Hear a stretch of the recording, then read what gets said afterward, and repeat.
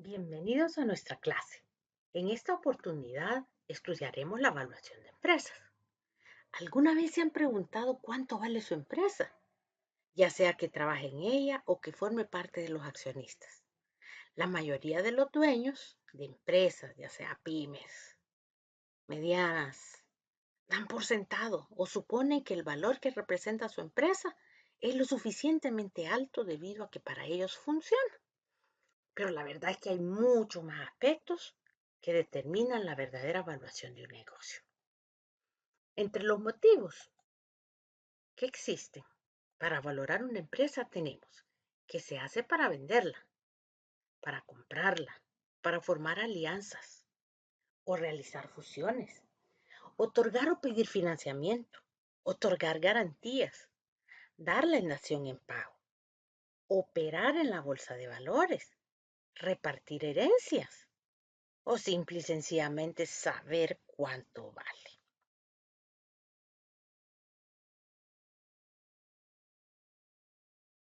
La evaluación de empresas es un proceso mediante el cual se busca la cuantificación de los elementos del patrimonio de esta. En vista de lo susceptible que es la valoración, es importante elegir métodos que permitan tener valores confiables. La valoración es la determinación de un intervalo de valores razonables, dentro del cual estará incluido el valor definitivo. Se trata de encontrar un valor intrínseco del negocio y no su valor de mercado ni su precio. La valoración de las empresas es cada día más necesaria debido y fundamentalmente al aumento de las fusiones y las adquisiciones de empresas, también los movimientos accionarios entre compañías. Se debe partir de la idea de que el valor es solamente una posibilidad, mientras que el precio es una realidad. Por tanto, hay que considerar que el objetivo final de toda valoración no es siempre la determinación de un precio. No siempre se valora una empresa para su posterior venta. Además, hay que tener en cuenta que el precio es un valor determinado, un hecho tangible, fruto de la transacción o de la negociación entre las partes, mientras que una valoración no deja de ser una opinión.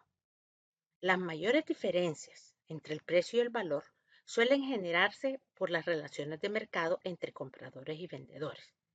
Si el número de vendedores es igual o mayor al de compradores, el precio será por lo general inferior al menor.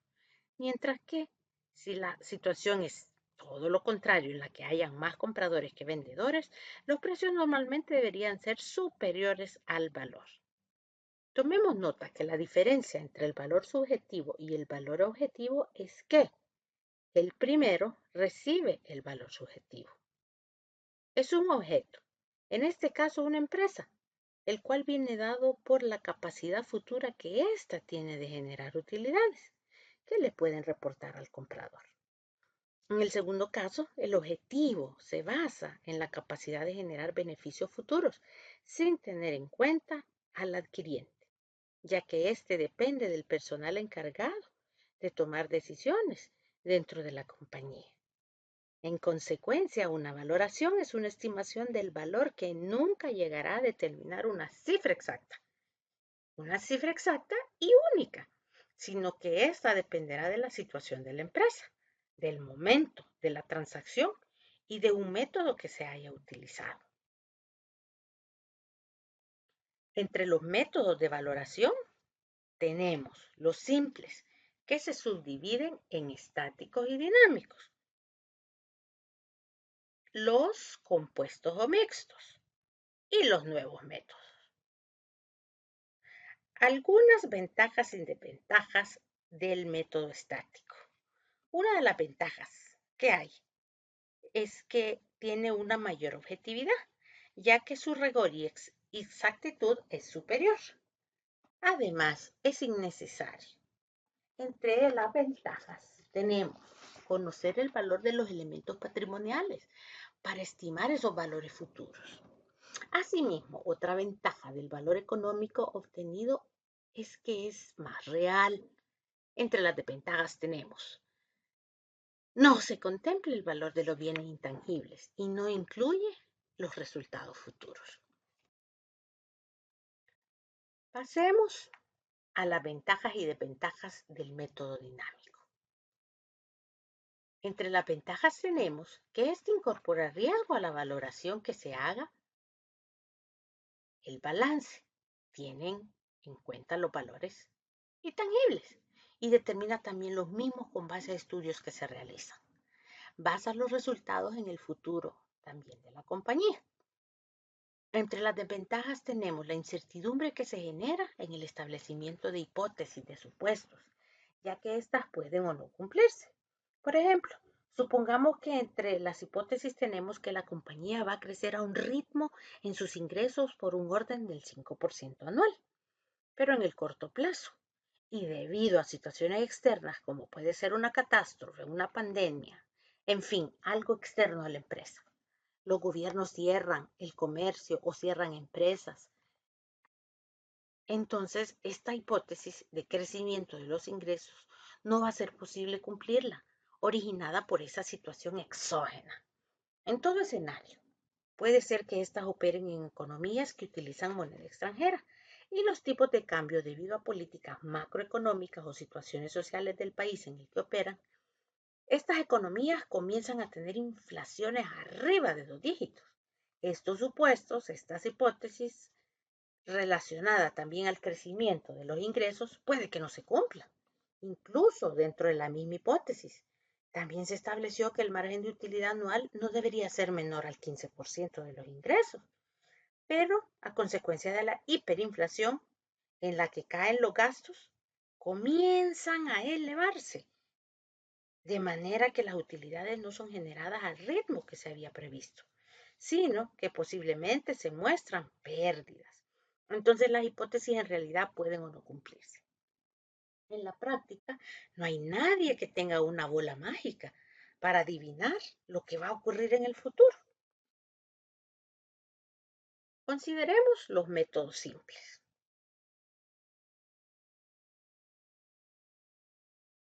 En estos tenemos los estáticos y los dinámicos, y estos se utilizan para valorar la situación actual de una empresa en su valor patrimonial.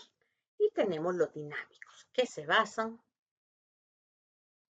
en los posibles beneficios futuros. Del método estático, uno de los inconvenientes por lo que no es muy utilizado es que se basa en el presente y en el pasado, sin tener en cuenta el futuro de la sociedad, mientras que los macrodinámicos buscan el valor de una sociedad sobre la base de la actualización de los rendimientos futuros que se esperan. El inconveniente de estos métodos es que la incertidumbre que se crea, ya que los rendimientos se obtienen de la creación de predicciones basadas en hipótesis, en puros supuestos, por lo que éstas deben ser prudentes para no caer en situaciones de incumplimiento. En el modelo estático, se basa en el patrimonio contable de la empresa y el patrimonio en el balance es igual al activo menos el pasivo.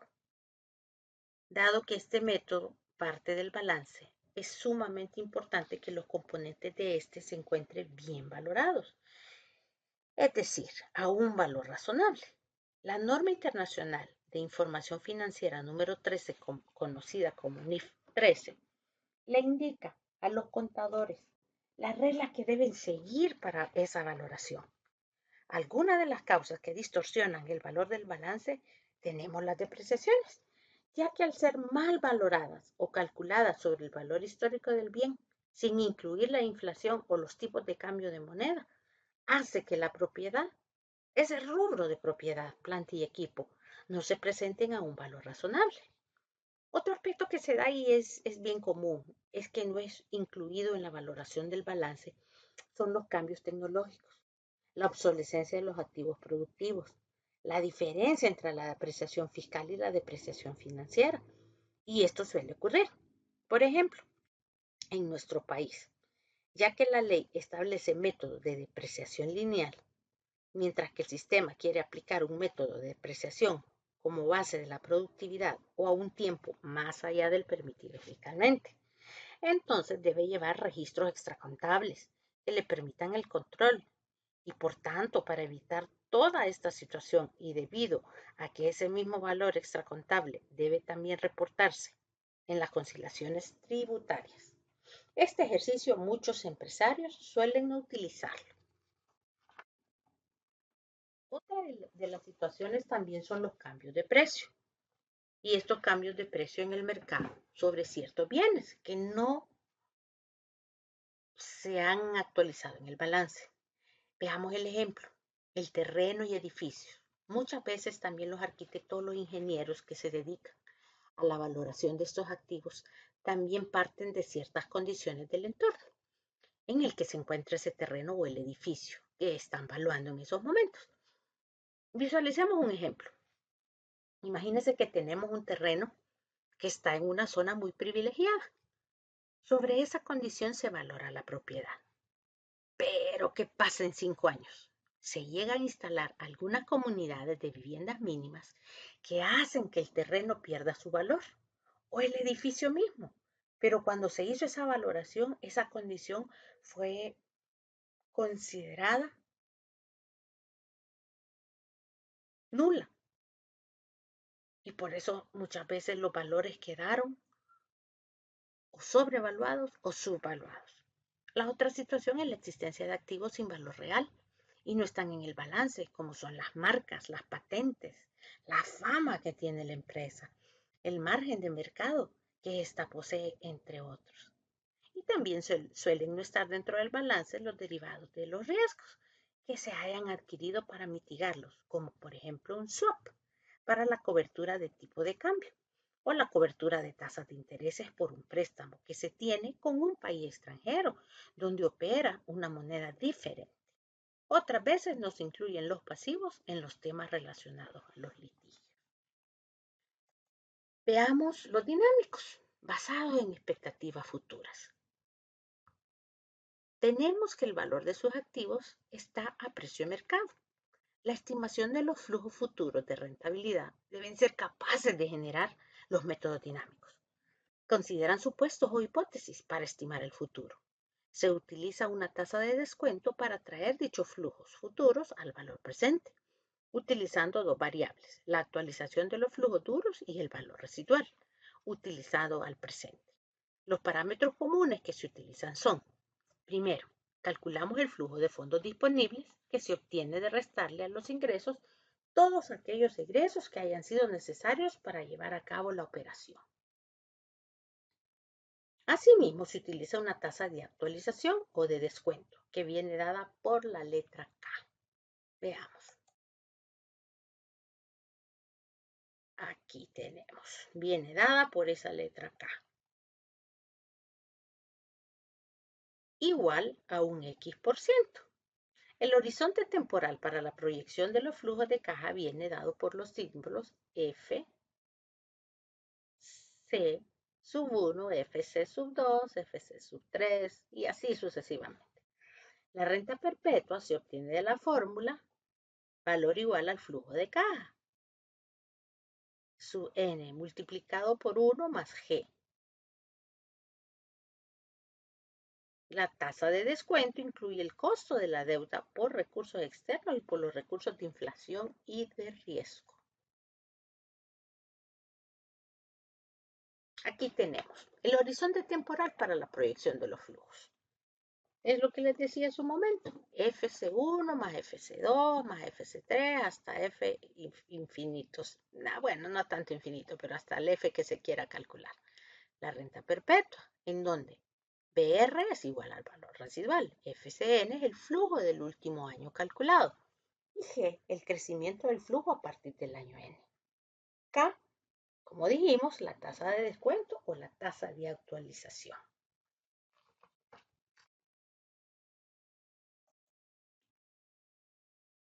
El valor de la empresa puede definirse como valor de la empresa, flujo de fondos del periodo N, el valor residual de la empresa en el año N y la tasa de descuento o de actualización. Los tipos de flujo existentes y la tasa de descuento que se aplican. Tenemos aquí varios tipos de flujo y las tasas de descuento.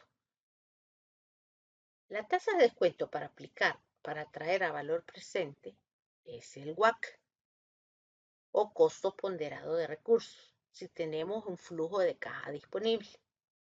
Para los accionistas, este se descuenta a través de KE. Significa la rentabilidad exigida por los accionistas.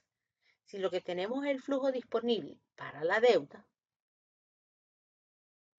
tenemos KD, que es igual a la rentabilidad exigida por los acreedores. Y hablamos de acreedores financieros. CCF significa el flujo de capital. Y este se descuenta a través del WAC, antes de impuestos. Los beneficios descontados son equivalentes a los costos de los recursos propios. Determinamos el flujo de caja libre. Este lo obtenemos partiendo del estado de pérdidas y ganancias. Ok, ¿qué tenemos aquí? Antes de determinar cuánto es el flujo de caja libre, debemos partir de ese estado de pérdidas y ganancias. A las ventas le vamos restando los costos de venta para determinar la utilidad o beneficio bruto.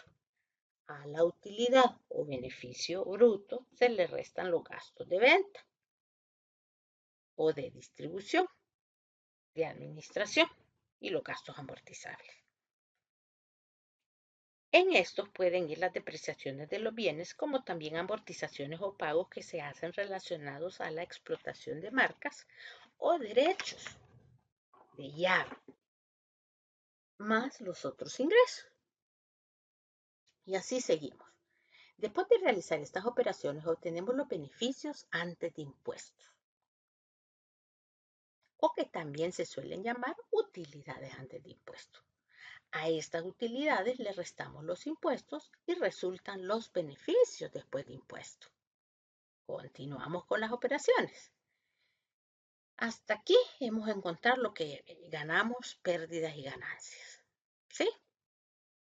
Vamos a proceder a la elaboración del flujo.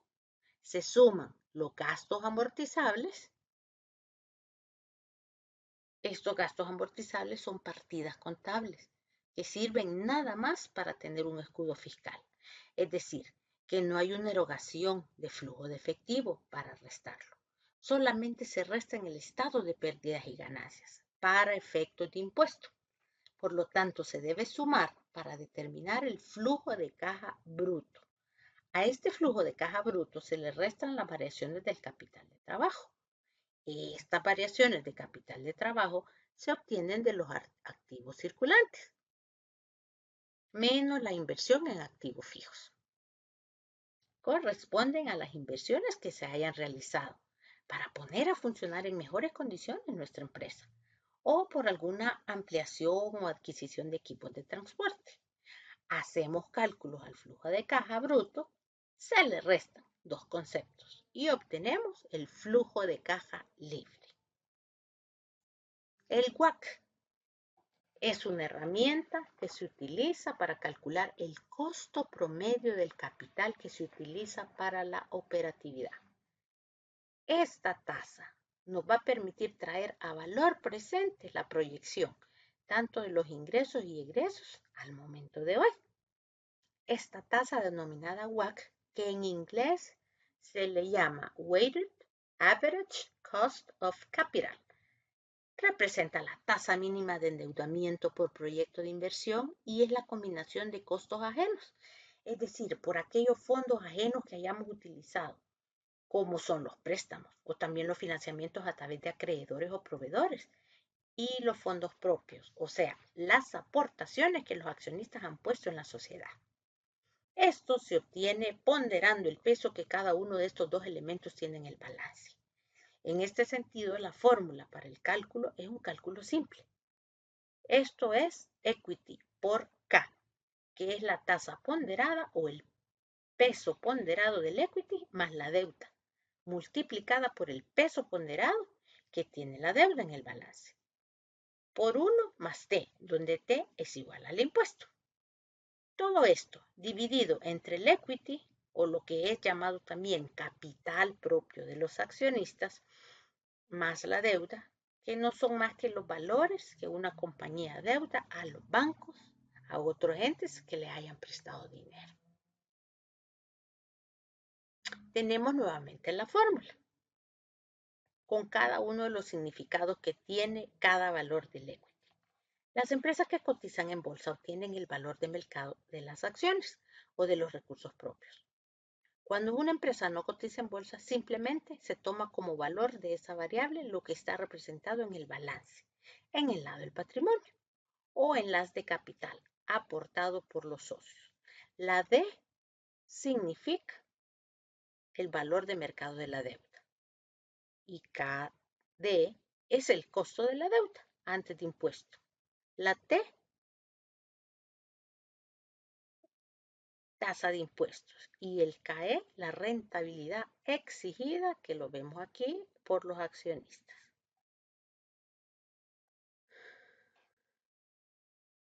Al valor de la empresa viene dado a través de esta fórmula, donde B es igual a E más D.